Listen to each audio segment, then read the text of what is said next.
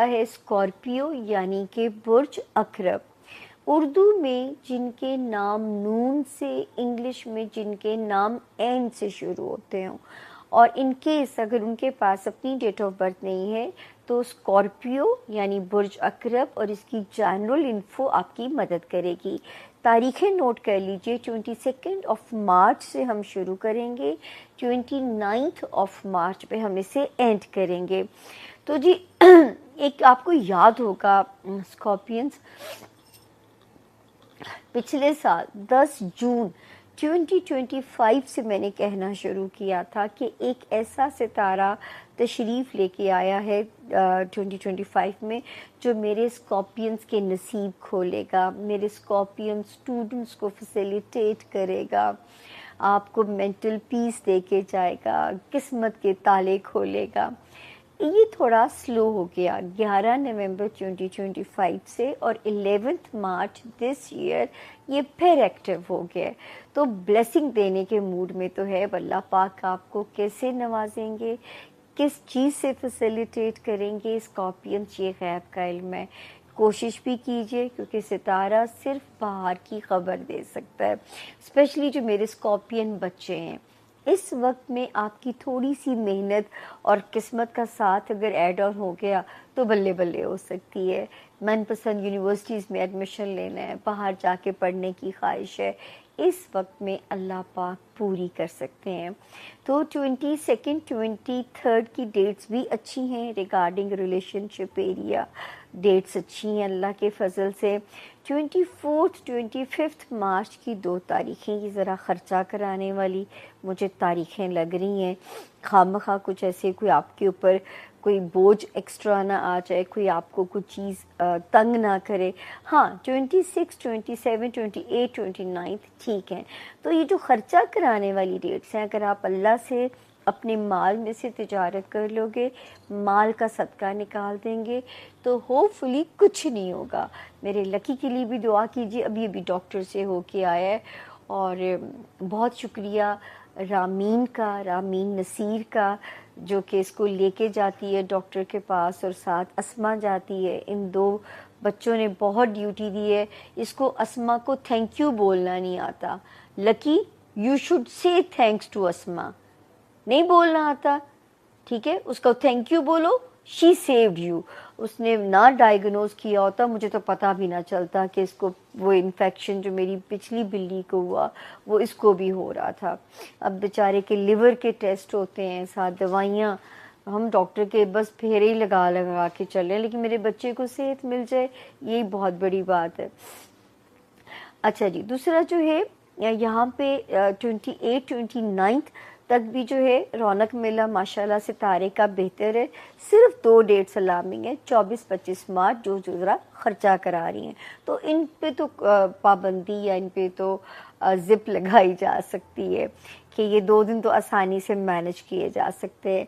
Warning area मेरे Scorpions का आपको याद है 12 जनवरी 2025 से मैंने रागनी बजानी शुरू की थी, केयरफुल हो जाए, केयरफुल हो जाए।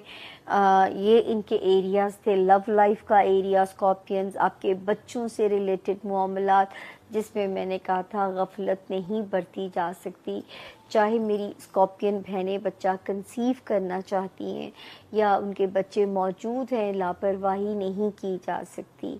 और दूसरी बात जो थी यहाँ पे जो स्कॉर्पियंस, वो ये थी कि अल्लाह ना करे यहाँ पे एक सितारा 5 ऑफ फरवरी को आ गया था, जिससे मुझे डर था कि बच्चों में या लव लाइफ में गलत फहमियाँ या बच्चों की तरफ से अंदेशे वसवसे ना ये बढ़ा दे। अब जाके 21 मार्च को सीधा हो गया है, मगर यहाँ से एग्ज़िट नहीं लिया। एग्ज़िट इसकी डेट है 15 अप्रैल। तो आपने ना लव लाइफ को फॉर ग्रांटेड लेना है और बच्चों के ऊपर बिल्कुल भी गफलत नहीं बरतनी। और दोस्तियाँ एक नेमत है, अगर आप नहीं चाहते आपके दोस्तों में कोई ख़राबी आए तो ज़रा वाइजली डील कीजिएगा। हाँ, ये ज़रूर है एक सितारा आया मेरे स्कॉर्पियंस को हेल्थ वाइज तंग करने के लिए और उनके जॉब एरिया में कोई प्रॉब्लम डालने के लिए। 14 ऑफ फरवरी को इसने यहाँ पे जगह बदली। लेकिन 2 सितारे आते हैं, एक आता है 7th ऑफ मार्च और दूसरा एंटर हो जाएगा अभी पिछले हफ्ते 21st ऑफ मार्च। तो ये आपके जॉब एरिया को भी कंफर्टेबल करेंगे और मेरे रब ने चाहा तो इस वक्त हेल्थ एरिया में भी कोई चीज़ अल्लाह ना करे आपको तंग नहीं करेगी, क्योंकि इस वक्त कोई ऐसी चीज़ यहाँ पे ऐसी कोई परेशानी वाली चीज़ नहीं है, तो आपको वहाँ पे कोई चीज़ जो है वो तंग नहीं करेगी आपके हेल्थ एरिया में। तो इस वक्त तो आप सेफ़ हैं, इंजॉय कीजिए। आने वाले वक्तों में फिर हम साथ साथ आपको जो है वो वार्निंग देते रहेंगे।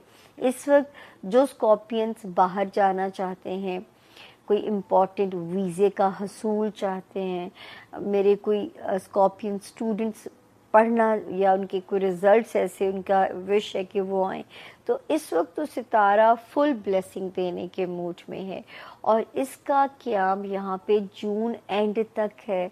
तो अपनी स्ट्रैटेजी बनाइए। अगर कोई पेपर वर्क को सॉल्व कराना है तो this is the best time. इस वक्त में चीज़ों को सॉल्व कराइए और जो है ताकि आप के पेपर वर्क भी जो है वो सीधे हो जाए।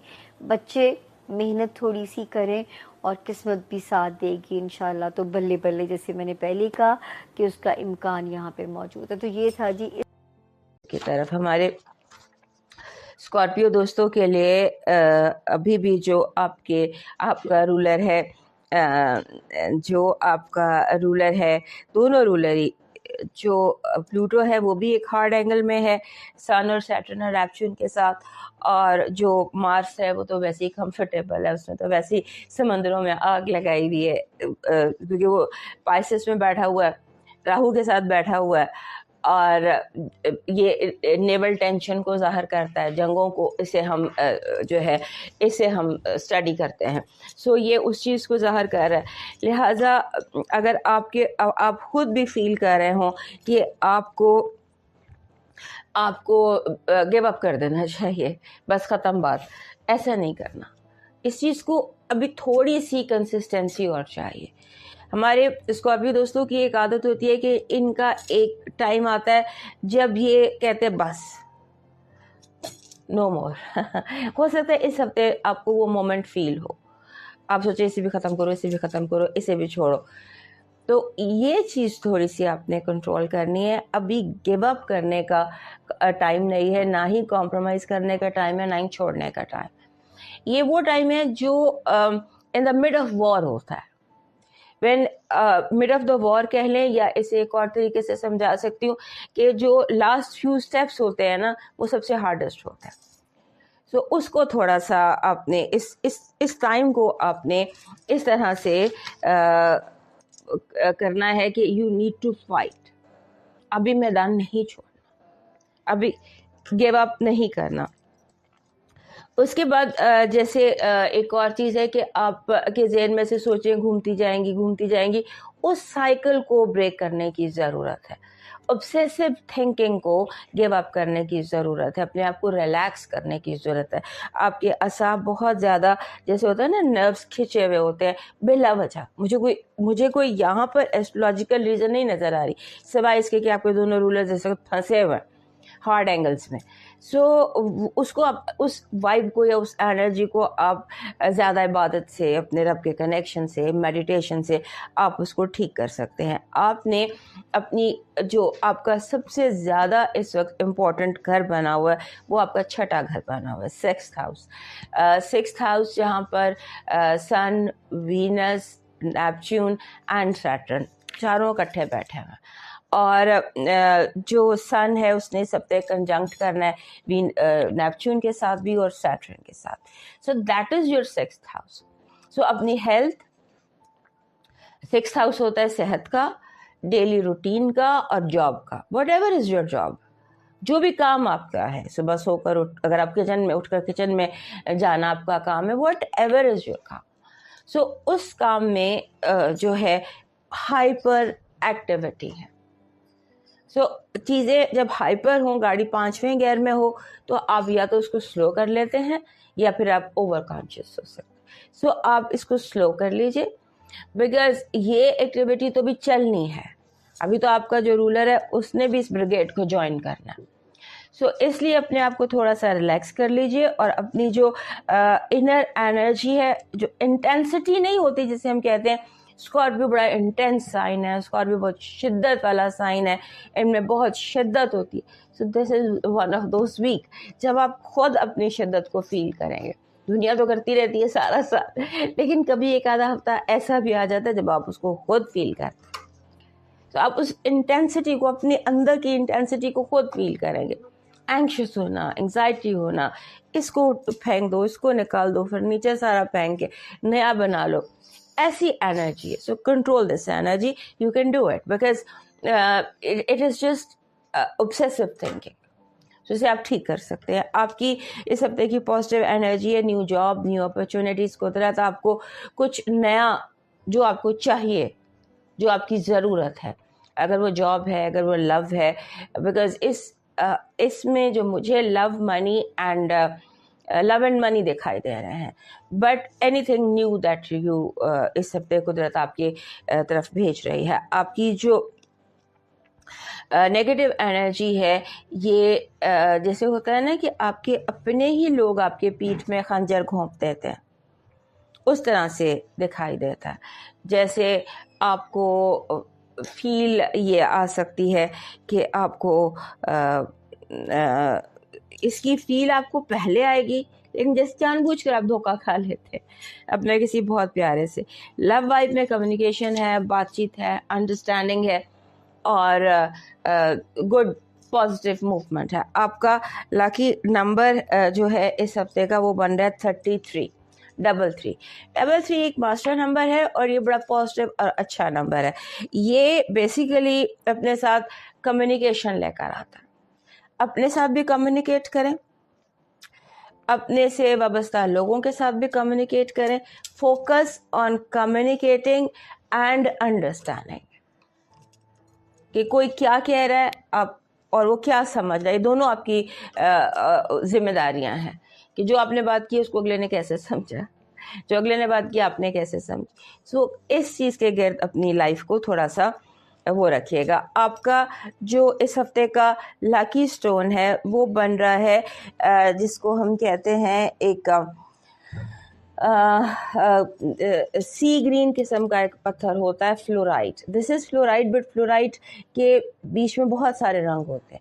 सो you need sea green fluorite, और सी ग्रीन फ्लोराइट जो है ये आपकी कलेक्शन में ज़रूर होना चाहिए।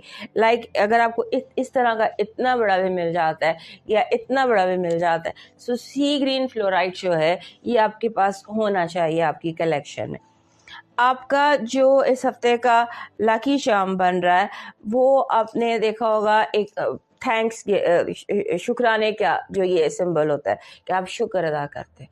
सो ये वाला जो this is your lucky charm this week कि आप अल्लाह का बहुत ज़्यादा शुक्र अदा कर रहे हैं।